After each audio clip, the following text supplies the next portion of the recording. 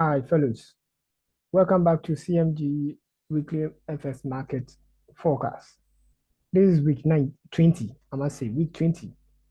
Um, I won't waste much time. Anyways, I hope you had a profitable trading week. Trading week for the recent week. Yeah, for that matter. I don't know. I can't say the same for myself because the recent week, that's week 19, my forecast or our forecast was that for even DXY and JPY, we were expecting a bullish market, right? And that didn't quite work for me. But notwithstanding, I was profitable on stock indices. That's US 30, NAS 100, and then DAX. That's German 30, right? So if you were in the channel, Telegram channel, I posted that. That was the results. In fact, that trade has I've been in that position or those position for in fact 2 weeks.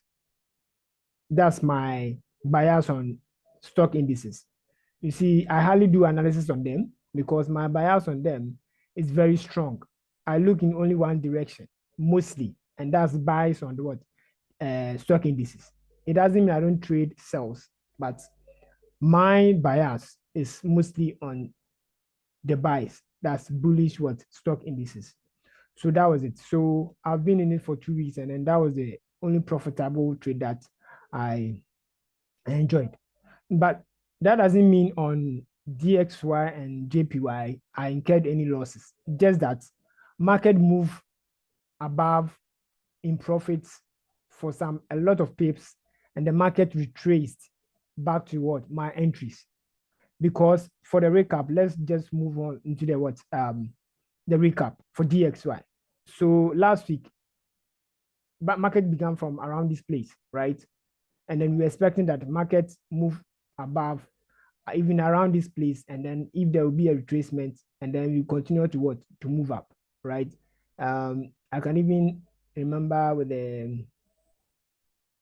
uh the arrow that I drew up. The arrow was around this place. I remember. You understand? So that was the forecast that we had, expecting DXY to go. So I entered around this place. I was in sales on DX on EU and GU, right? When market opened, 19 week 19 around this place. And then I was in what sales. So market move actually as we anticipated. It moved up actually to this point. Now, because I'm a swinger, my perspective or my trading strategy is more of a what swinging. I was in profit. I didn't exit, not to my TP. I was expecting a DXY to hit around this place, if not at all, at least here at around this point, this level. And it moved to this point, and then it retraced. Now, when it retraced to this point, I did pyramiding, or better still, scaling in. So that is when a trader add more position to their winning positions. Because when market moved to this point, you trace my entry. Now, it gave me the confidence to enter again because I'm expecting DXY to what to go up more. So at the moment, I am here in two positions on one particular pair, that's EU or GU. So in those trades, I'm at the entry level. But if you were an intraday trader or intraday trader, yes, better still, a scalper, I know you would have what enjoyed. You would have enjoyed. So I can say that from your end, if you are a scalper or an intraday trader, then you were what profitable with your risk to reward ratio of 1:1. You will be what profitable. But if you were swinging, then I think you also face the same problem as mine. You understand? So that is what is happening. So we move up and then go back to here. The same thing happened on JPY, right? So we won't waste much time on the pending week, right? Now price has moved back. In fact, just below the slanted support trend line. You understand? So once we are here, I'm expecting at least the worst case scenario, price to what move back into this what zone. I am anticipating that this is what a demand zone, right? A demand zone, or better still around the support line. You understand me? So when it gets here, then market what will rally and go up. So that is what I am expecting this week. But look at that. We do top-down analysis. You understand? But this is 4 hour time frame. So what I'm saying now is on 4 hour time frame, not on the rest of the other time frames. So you look at in fact, we look at them for a confirmation, or in fact for confirmations. So that's what we are going to look at. But on a 4 hour, it's going to be what bullish. So let's confirm with the other time frames. So on the daily, right? On the daily, market looks bearish. You understand? On the daily, market looks bearish. Now, let's consider, let me clean things out for better clarity. You see what is happening? So here, forgetting about or ignoring the last candlestick pattern, right?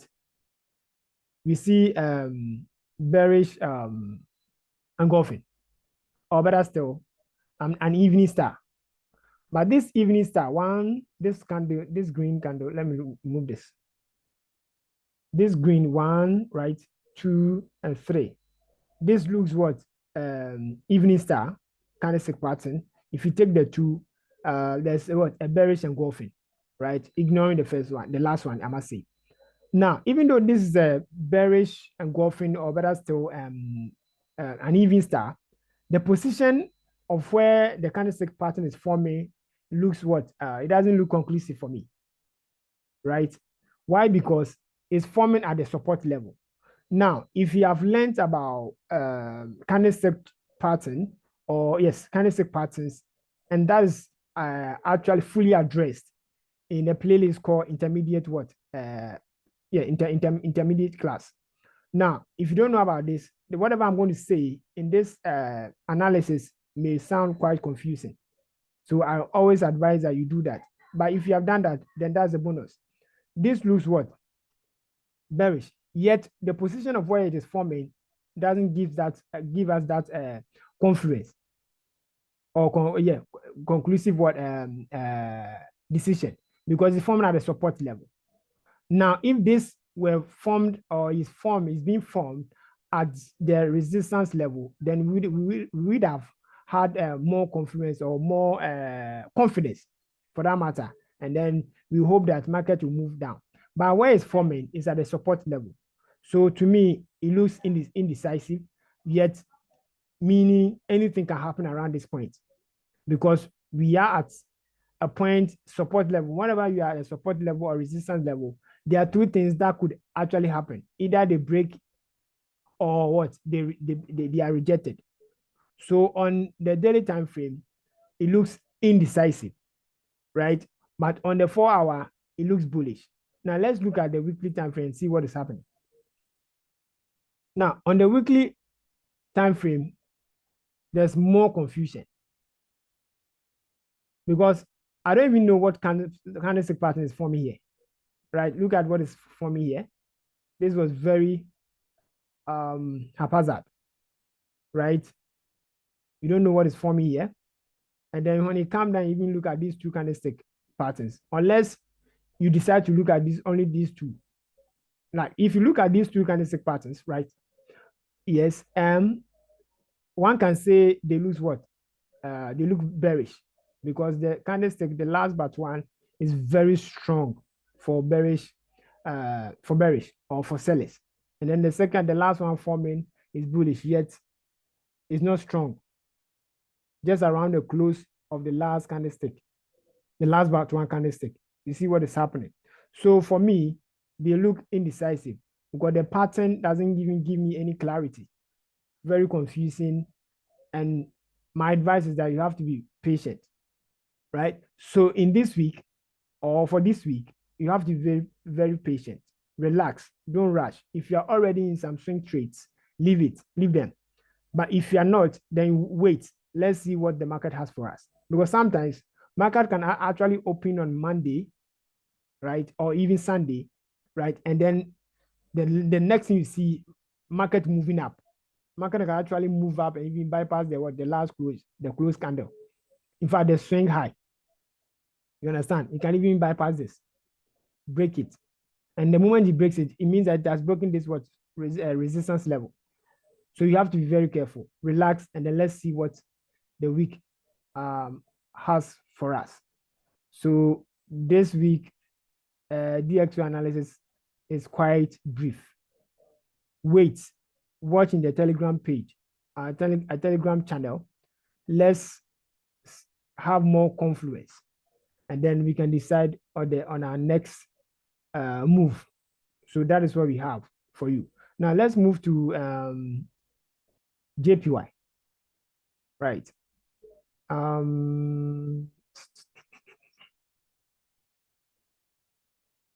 Yes, this is JPY. JPY. Now, JPY last week, right? We were expecting that price will move, retrace to this rectangular box and then start to go up. But when market started, or in fact it opened, the movement were not that as we anticipated. Market gradually was what selling, not heavily, not strong, but it was gradually selling. Now, I wasn't in any trade. I didn't enter any trade because I was actually watching the market and see what's going to happen next. So I put, I had another perspective, another adjustment, and then I put it in the Telegram page that it's either market gets to this level, right, move up, or it will continue to come down. So lo and behold, market got to this level. It broke that slanted support level and then started coming down, yet in that gradual sense, right? So that's what happened last week. So last week, I didn't enter any trade on JPY, even though it was selling. Now, I saw this too late because I was not open-minded. I was looking in one direction. And then normally, I like high volumes, liquidity. That's one of my styles with my strategy. If you have observed so far, that's what I do. Else, I'll leave it for swing for several weeks. So that is what is happening. So it got there and it broke it. Now, for the pending week 20, right? Week 20, I still see price below the MA, right? I see price below the MA. So what I'm expecting now is that price will either move to this level, right? This support level, move to this support level, and then bounce back or bounce up, right? Or in fact, that's what you should be expecting, right? Price coming down to either this level, this first support level, or this last one, and then bounce back. So my advice is that those who are already in EJ and GJ buys, continue to milk the market, but be careful and be monitoring your trade. Anything is bound to happen because anytime prices are around the SMA, be expecting a sharp move. The moment they break it or they move up or above it sharply, then that will be the end of your life, your profits. They are not going to come back. So that is so you'll be monitoring. But if I like the surfing, right? The surfing that is happening below the MA is quite interesting. So if you're already in some trade, EJ and GJ, continue to milk them. If you are in buys, continue to what enjoy to around this place, right? Or better still this place. But when they get here, expect that market is going to bounce up, right? So this is going to look more like a demand zone, right? A demand zone. That's it. So price gets here, Right, you understand? Get here and get here. When we get here, if it gets here too early in the course of the week, you can expect what? A coming down, or better still, a continuation, breaking this, and then we are going to what? Continue in that sense. You understand? So expect anything to happen, right? It looks messy, but that is what you should be expecting. Either demand zone, move up, or you can even get here and then move up. Bear in mind, if the market opens and then in the first days of the week, there's a Monday and Tuesday, if it breaks above this sharply, then we are not coming back. We are not coming back again. So be careful. Be careful. So that is it. Before if because if you should look at this, you see what is happening here, down, here, here. So you're expecting that it should bounce back, but it didn't. It broke below. So we have to be careful.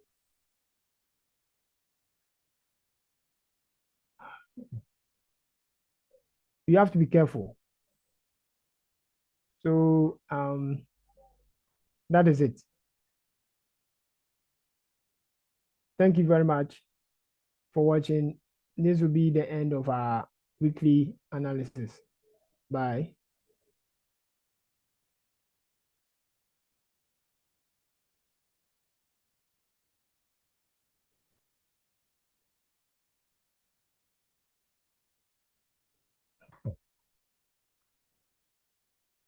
Mm.